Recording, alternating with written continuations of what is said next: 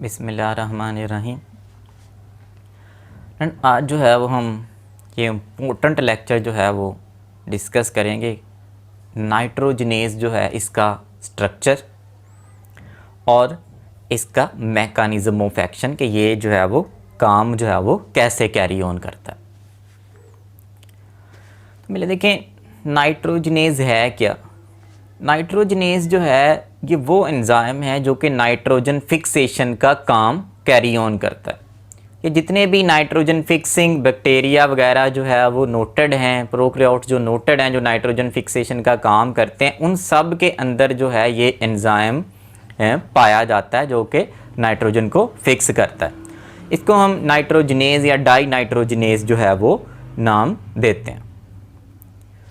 इसका स्ट्रक्चर हम देखें तो कम्प्लेक्स किस्म का स्ट्रक्चर जो है वो नाइट्रोजनेज का में मिलता है। इसमें दो जो हैं वो प्रोटीन के समझ लें पार्ट हैं, दो ही जो हैं वो इसके हिस्से जो है वो हम उसको बना सकते हैं। एक को हम कहते हैं स्मॉलर प्रोटीन यूनिट और दूसरा है larger protein unit. Major enzyme के दो जो है वो समझ लें पार्ट हैं, स्मॉलर प्रोटीन यूनिट और लार्जर प्रोटीन यूनिट।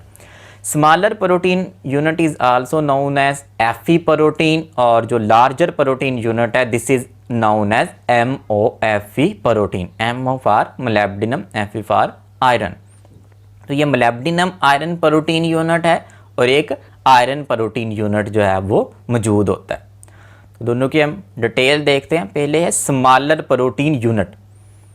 ये क्या है? ये एक होमोडाइमर है। इसमें दो पॉलीपेप्टाइड्स होती हैं। जैसे ये बिलोइश पार्ट जो आपको नज़र आ रहा है ये स्मॉलर यूनिट है। इसमें दो जो हैं वो क्या हैं? इसकी पॉलीपेप्टाइड्स हैं। ये एक पॉलीपेप्टाइड है और एक ये पॉलीपेप्टाइड है। होमोडाइमर किस लिए कहते हैं कि ये दोनों पॉलीपेप्टाइड सेम है। सेम पॉलीपेप्टाइड जो है वो यहाँ पे मौजूद है। That's why this is known as homodimer. Dimer का मतलब दो पॉलीपेप्टाइड्स हैं, होमो मीन दोनों पॉलीपेप्टाइड्स सेम है। तो ये एक के प्रोटीन पार्ट जो है वो क्या है? होमोडाइमर है, दो पॉलीपेप्टाइड और दोनों की दोनों सेम है।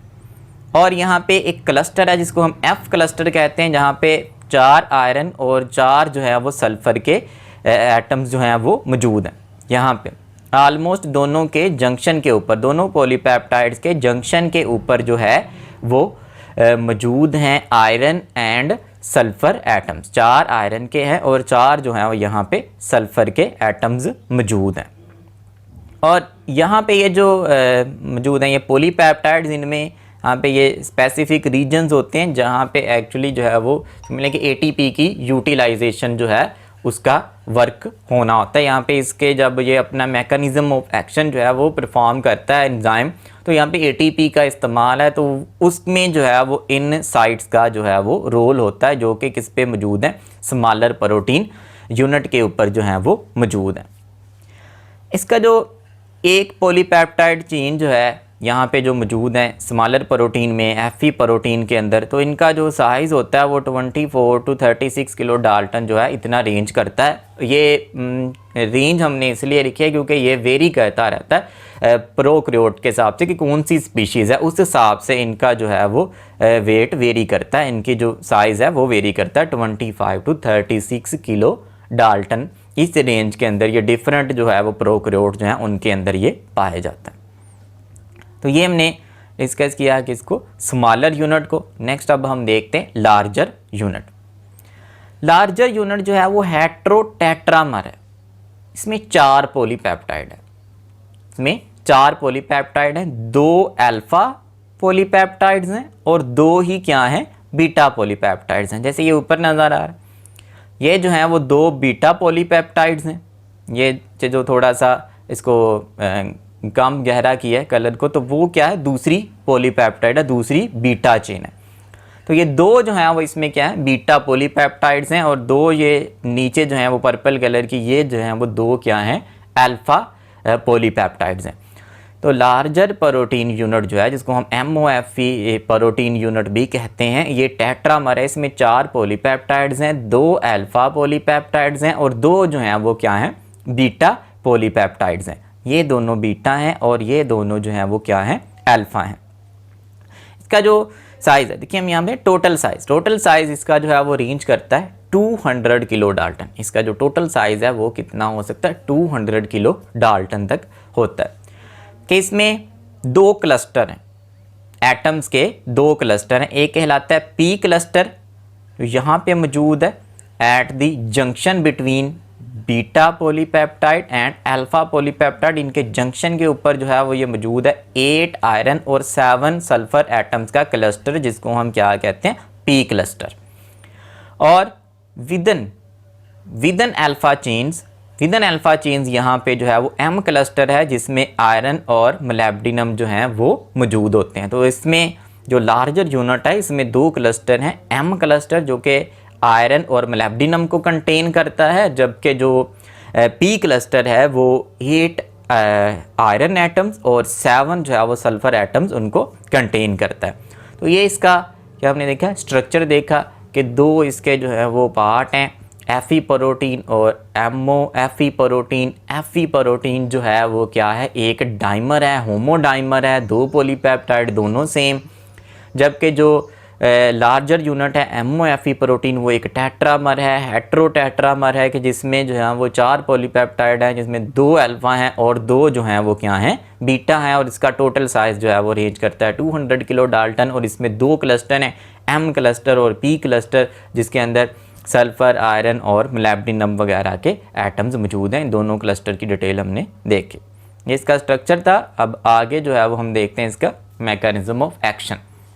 ये ओवरऑल अगर हम नाइट्रोजन फिक्सेशन की इक्वेशन देखें तो यहाँ पे 8 हाइड्रोजन एटम, 8 इलेक्ट्रॉन्स जो हैं, एक नाइट्रोजन का जो है मालिक्यूल वो 16 एटीपी, और इसके नतीजे में यहाँ पे हमारे पास 2 अमोनिया बनते हैं। हाइड्रोजन एटम जो है, हाइड्रोजन मॉलिक्यूल का जो है वो रिलीज़ होता है 16 एडीपी, यहाँ पे एटीपी यूटिलाइज होके 16 एडीपी, और 16 जो है वो फास्फोरस के एटम जो है वो रिलीज़ होंगे, जो कि निकले होंगे किससे, यहाँ से एटीपी से। एक्चुअल मैकेनिज़्म जो है वो इसके काम करने का वो क्या है, वो हम जो है वो डिटेल से अब देखते हैं। देखें, सबसे पहला काम तो ये होता है कि ये जो नाइट्रोजनेज एंजाइम है, ये सारा जो हमने दिखाया है, ये 2 यूनिट हैं, एफी प्रोटीन और एमओ एफी प्रोटीन। ये पूरा जो है वो क्या है, नाइट्रोजनेज एंजाइम है। तो पहले तो ये बांड करता है किसके साथ, डाई नाइट्रोजन के साथ। नाइट्रोजन के साथ जो है वो इसने क्या करना, बांड करना है। उसके बाद जो है वो प्रोसेस स्टार्ट होता है नाइट्रोजन फिक्सेशन का।